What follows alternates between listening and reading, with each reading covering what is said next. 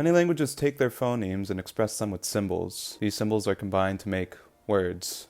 This is a really good idea passed down from our friends the Phoenicians. For Romance languages like English, you only have to learn 26 symbols, and then you're golden, you can read. Children do it when they're like 4. The Japanese language realized this was a good idea, so they made an alphabet representing all of their sounds, and then they made a second alphabet which represents all the exact same sounds again, and also everyone knows and uses the Roman alphabet as well. Everyone in Japan knows 3 alphabets, so there are many options for representing their words with the glory of letters, and for some reason they still use stupid little drawings. But those 2 Japanese alphabets I mentioned that one time, they use them sometimes when they're not using their ridiculous hieroglyphics, so they're good to know.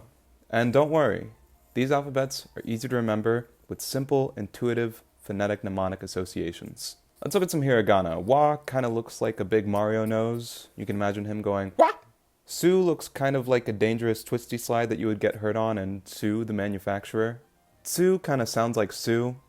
It doesn't really look like Su, but you can just remember that Su has sort of a T shape in it, and Tsu doesn't, but even though it doesn't, you still pronounce the T. Ra looks like a guy praying to the sun god Ra.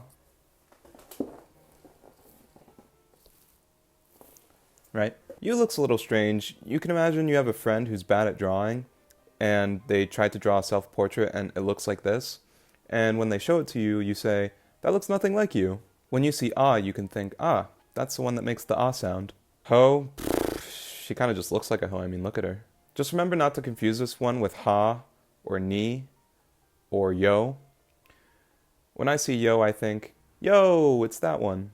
And ya looks like a giraffe. Let's move on to some katakana. Nu looks like a scythe. You can imagine a scythe cutting some grass so that new grass can grow. She looks like a guy smiling.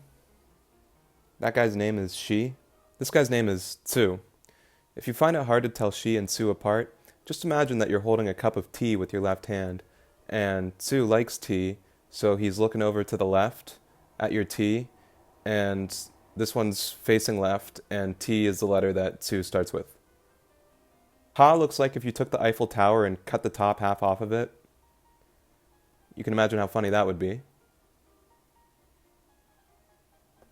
May looks like an X, so just imagine you put an X on your calendar for a day in the month of May. For Ma, you can think, Mamma mia, how will I ever remember this one? And To looks like a flag. Just remember it's the flag of Toronto. I hope this helps. If it didn't, leave